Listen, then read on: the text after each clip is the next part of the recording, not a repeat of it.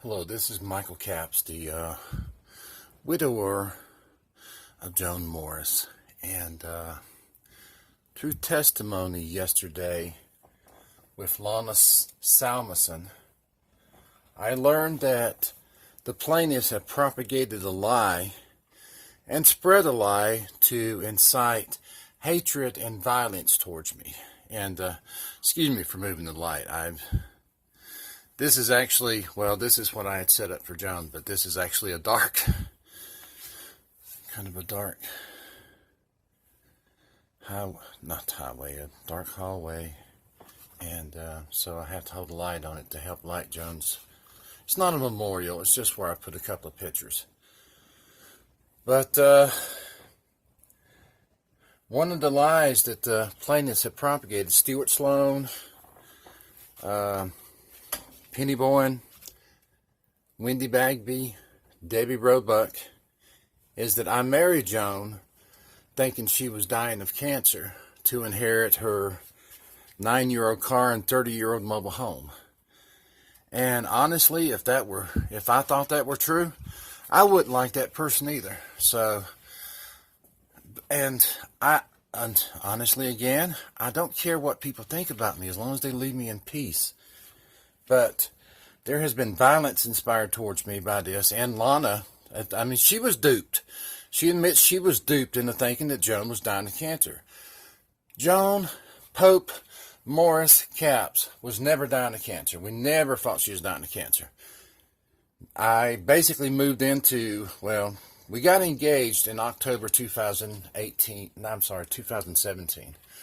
We were married in June 2018. We got engaged about the time Debbie moved out.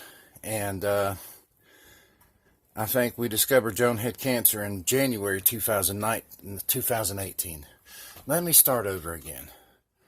Me and Joan got engaged around October 2017. It was after her neck surgery. She didn't recover very well. She was straighter, but she couldn't walk very well. It made her look weak. I'll admit that. It made her look weaker. And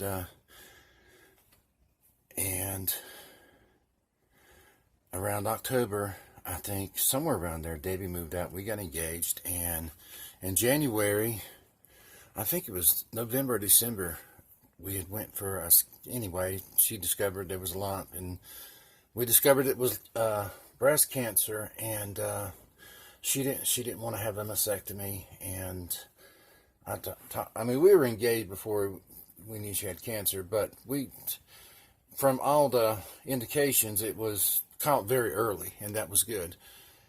And I convinced her. I talked to her about Larry, because Larry had died of lung cancer, and she said he had refused chemotherapy until it was too late, and then he was begging for it. Well, anyway, she had the mastectomy. Let me just put it that way.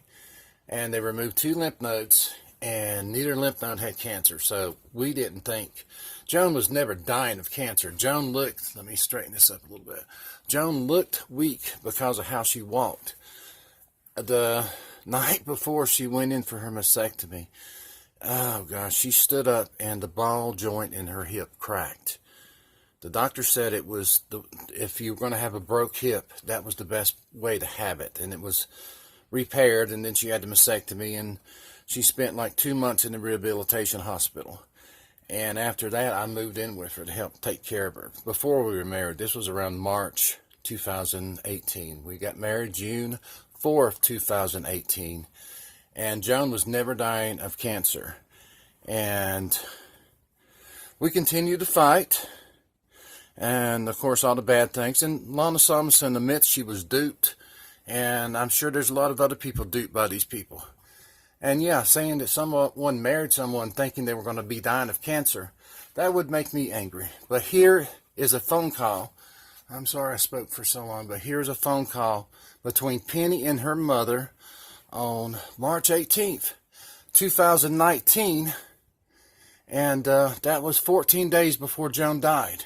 And she did not die of cancer. She died of an infection.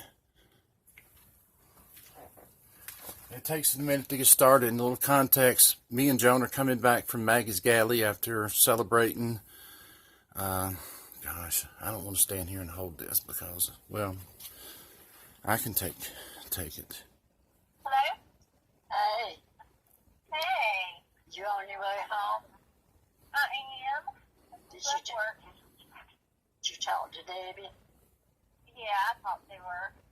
Okay, is everything kosher? Everything what? Kosher. Yeah, Windie and Janet are at the hospital. They should be at the hospital with her. I'm waiting on them to call to let me know what they're saying. So it hadn't heard anything. They said they'd let me know as soon as they knew anything. Well, she didn't want to go to Angel Hospital, and I told her she's going to have to go. She said what?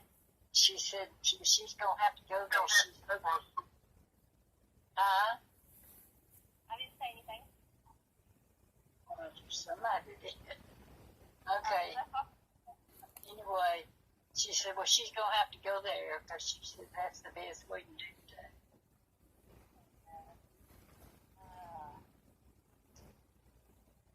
But anyway, I thought I'd call you. I just came from my doctor, my last treatment, and I got a certificate, cancer-free. Well, awesome. We need to have a party.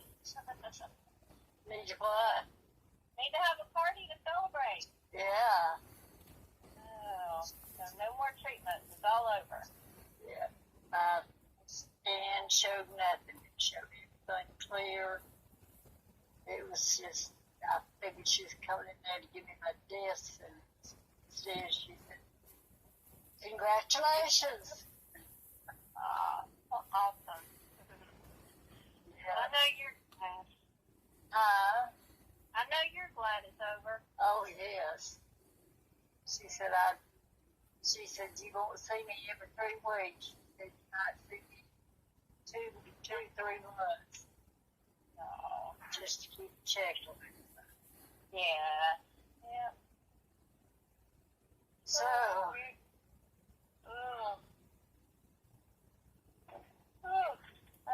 So tired and stayed up last night packing. Got to go home and pack tonight. when y'all got to be out? Wednesday. We're closing on our house Wednesday morning at 11 and at 2 o'clock on the new house. Wow. I know. Do y'all have a pool in that one? No. There's a lake in the backyard, which is really nice, but no pool. We didn't want a pool. Okay.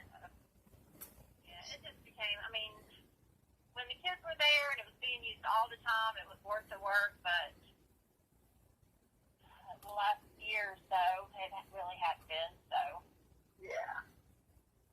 Oh, me. Oh. But now we got to go in and paint and all that kind of stuff to get it ready. Oh.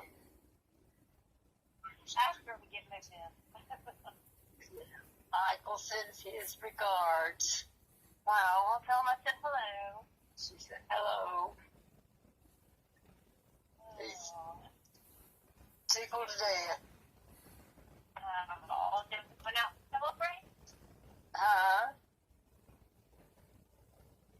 Hello. Hello.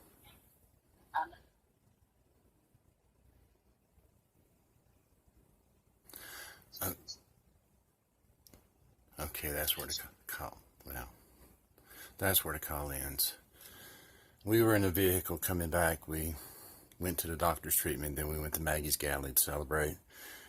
And she had a glass and a half of wine. I actually bought an alcoholic beverage to toast her. But I'm sorry you were duped. These people, this is what these people do. They're lying. They're lying and they're complain, etc., etc. But these is Joan's own words. But yes, if I heard that someone married someone knowing they were dying of anything, that would be kind of scuzzy. And Lana Samason said I was evil. And I asked her to give me an example of me being evil. She couldn't give me one example of me being evil. I've never done a bad thing in my life. But I just wanted everyone to know, to hopefully quell any more violence from springing up. I know Joan was loved. She was loved by me. I'm her husband. I was her husband.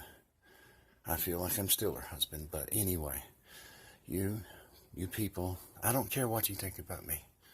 Don't care, really. Just leave me in peace, please. That's all I ask for any living being. Respect my rights and leave me in peace. Thank you very much.